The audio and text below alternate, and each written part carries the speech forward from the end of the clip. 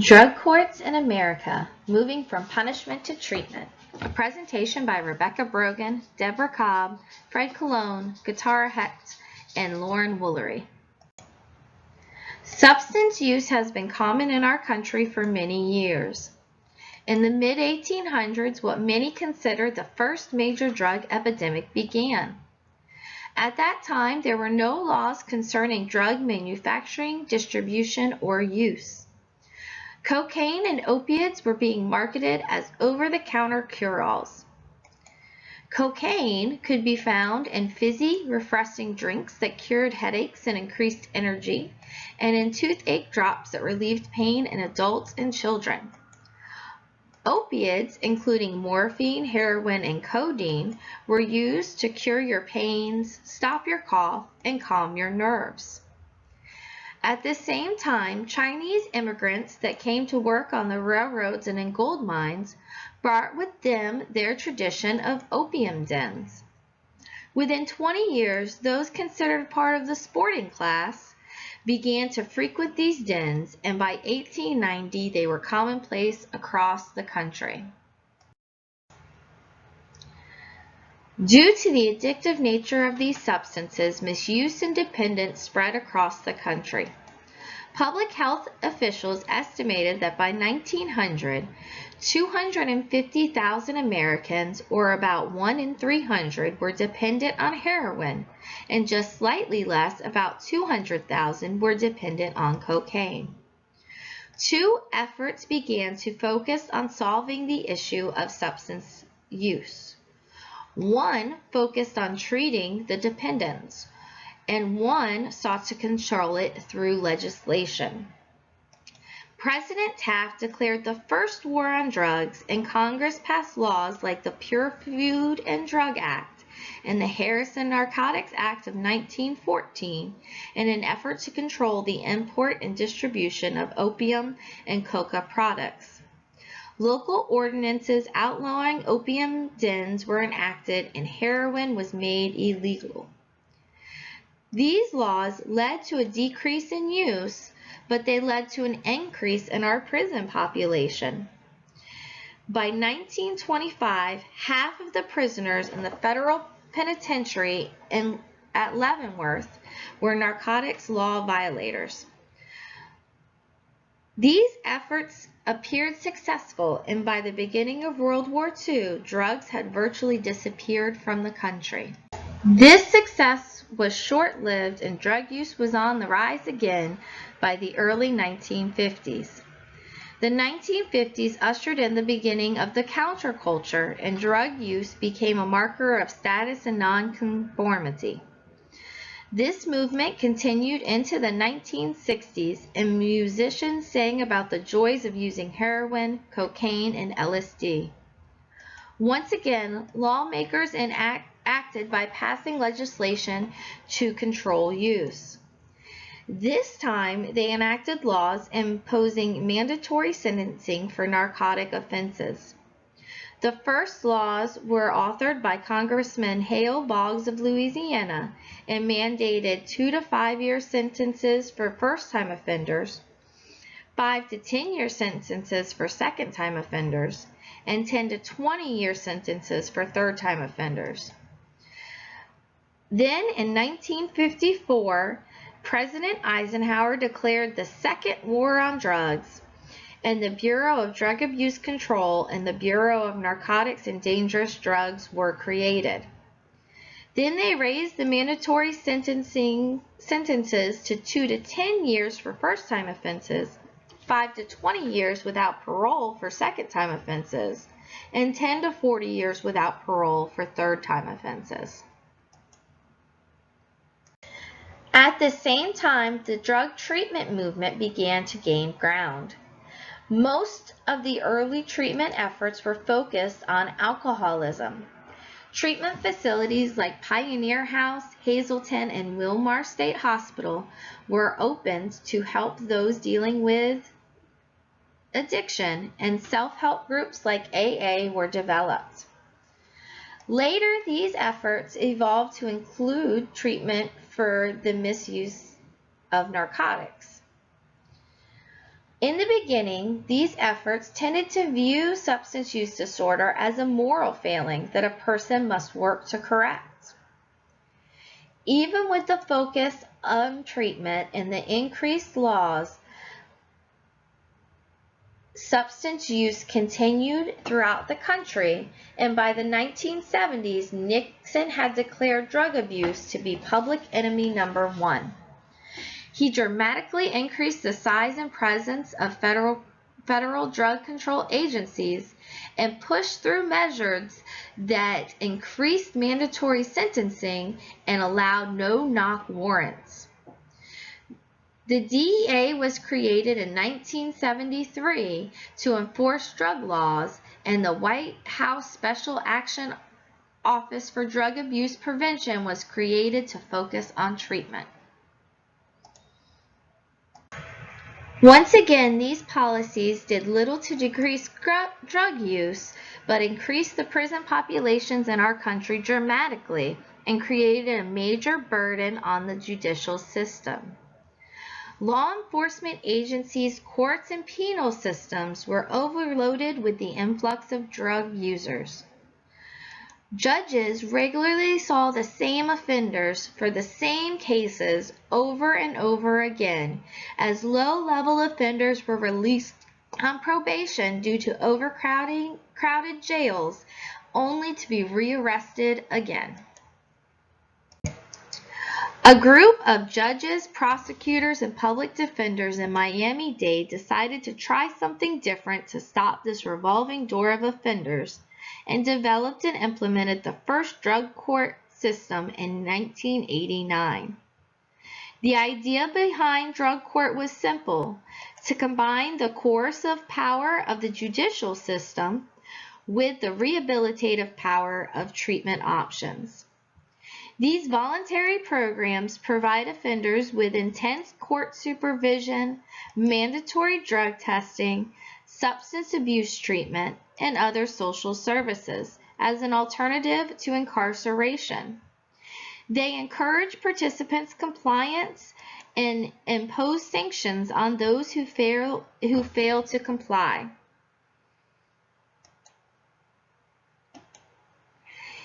In this way, drug courts are designed to break the cycle of substance abuse, addiction, and crime by changing the behavior of substance abusing offenders. Since the creation of the first drug court in Miami-Dade, other communities throughout the United States have developed similar programs to deal with drug-using offenders. In the first decade, more than 140,000 individuals entered comprehensive drug court programs, and as of July of 2009, there were 2,361 drug courts in operation across the country. Florida has been a pioneer in drug court policy. In 1993, the legislature provided for pre-trial substance abuse education and treatment intervention programs for eligible nonviolent felony offenders. These pre-trial intervention programs are the precursors to the many forms of drug courts that exist in Florida today. Then, in 2001, the legislature stated its intent that drug courts be implemented in each judicial circuit in an effort to reduce crime and recidivism, abuse and neglect cases, and family dysfunction by breaking the cycle of addiction, which is the most predominant cause of cases entering the judicial system. As of March 2015, Florida has 95 drug courts operating in the felony, misdemeanor, juvenile delinquency, and family dependency divisions of each of the courts. While drug court systems have been shown to be effective, there are some important ethical considerations that need to be addressed, especially for social workers involved in the drug court system. The first ethical consideration is confidentiality. Both the Code of Federal Regulations and our own professional code of ethics, the NASW Code of Ethics, require us to protect the confidentiality of our clients. However, the current policies in drug courts include a free exchange of information between treatment providers and those empowered to impose sanctions. This lack of confidentiality has consequences. One, it most likely discourages some clients from disclosing information that might result in negative consequences to them, and it ultimately leads to trust issues among clients and other parties involved in the drug court team. Another ethical issue concerns the principle of self-determination. Self-determination is defined as the right of a person to make decisions for themselves and is a cornerstone of the NASW Code of Ethics. Social workers aim to promote client socially responsible self-determination because we believe that it enhances the client's capacity and opportunity to change and to address their own needs. Issues arise when the client's wishes do not align with the court's. The social worker should work to ensure the treatment goals are acceptable to both the client and the treating professionals. Another ethical dilemma that may arise has to do with the principle of informed consent. According to the NASW, social workers should provide services to clients only in the context of a professional relationship based on valid informed consent. This means that before anything has taken place, it is required for the client to be informed of all aspects of the drug court process, including goals, methods that are utilized, confidentiality and its limitations, and the cost. The issue may arise due to the fact that the client may not fully understand what is going on due to their substance use and the stress of dealing with the legal system.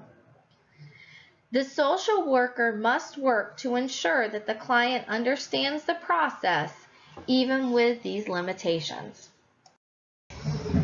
Ethical issues may also develop due to conflicts of interest between the social worker and the drug court team.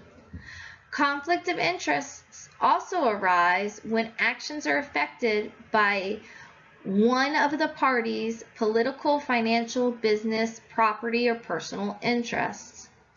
According to the NASW, social workers should inform clients when a real or potential conflict of interest arises and take reasonable steps to resolve the issue in a manner that makes the client's interest primary and protects the client's interest to the greatest extent possible. These conflicts of interest may not directly involve the social worker, but can be a drug court concern, especially when defense counsel may coerce a client to follow a certain path.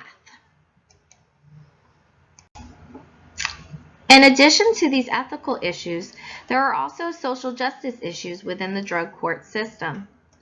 Evidence shows that drug courts underserve the minority population, although representations do vary according to districts. A survey done in 2008 found that some drug courts reported having less than 1% of participants who were minorities, while others reported having as much as 95% of participants who were minorities. On average, they found that African Americans made up about 21% of drug court participants in this country, and Latinos made up about 10% of participants. Now, if you compare these numbers with other populations, you can kind of see where the underservice is. For example, the representation of African Americans was about 7 percentage points less in drug courts than in the number of arrestees for drug offenses or the number that were on probation or parole. And it's about 20 percentage points lower than those that are in jail and prisons, making it seem that maybe more African Americans end up in jails than drug courts. There is not as great of a difference when you look at the Latino population with those on probation and parole, as it's only 3 percentage points, but there is some differences in those that are incarcerated, with about 6 percentage points more in jails and about 10 percentage points more in prisons. Reasonable steps can be taken to make sure that all assessment tools used in determining eligibility are equally administered and that they are equally predictive for both minorities and non-minorities. Because drug courts do have a responsibility to ensure that their eligibility and exclusion criteria are objective and race neutral. Studies have also shown that there are differences in completion rates for drug court programs based on race and ethnicity.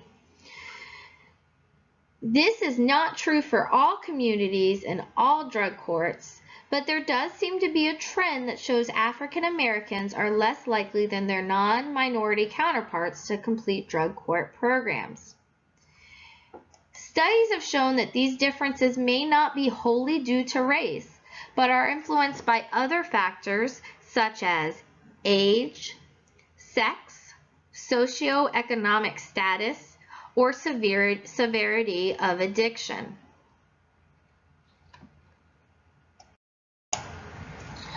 To examine the implications for social work practice in the drug court system, we can use the framework of the 5 social work intervention roles. In the role of teacher, the social worker should educate the participants on the drug court process, including all procedures and rules. Social workers should also educate colleagues in the community on the main goals and operating procedures of the drug court system. In the role of broker, a social worker would complete an initial assessment to determine if the individual is eligible for the program and to identify each participant's unique needs for support and rehabilitation services. The social worker would then coordinate the participants' access to services among the drug court service providers. These services should include access to primary health and mental health care, as well as social and other support services such as domestic violence programs, housing programs, child care programs, and educational programs. This process would include ongoing assessments, with the social worker monitoring progress and adjusting the treatment plan as necessary. In the role of enabler, a social worker helps participants to identify and avoid situations that may trigger them to crave drugs or alcohol. They may also help them develop skills to cope with any of the high-risk situations in their lives. In this role, social workers may be called upon to provide intensive group therapy as well as individual treatment for the client. In the role of mediator, the social worker can work to ensure effective communication between the members of the drug court team. By working with the judge to build a sense of teamwork in a non-threatening atmosphere, and with the participants to be truthful, the social worker can minimize the conflict in the relationships. In the role of advocate, the social worker should work to ensure just practice in the drug court system. The social worker can also provide for opportunities for community involvement, such as informational meetings, graduation ceremonies, and other community outreach efforts to change perceptions about substance misuse in the drug court system. Drug courts are far from perfect, but they do offer an opportunity to address substance abuse with treatment rather than jail time. They also can allow a person to move on from addiction without permanent charges being on their records, allowing them a better chance to be able to get a job in the future. Research into the practices and outcomes of the drug court system should be ongoing, and changes should be made to ensure best practices.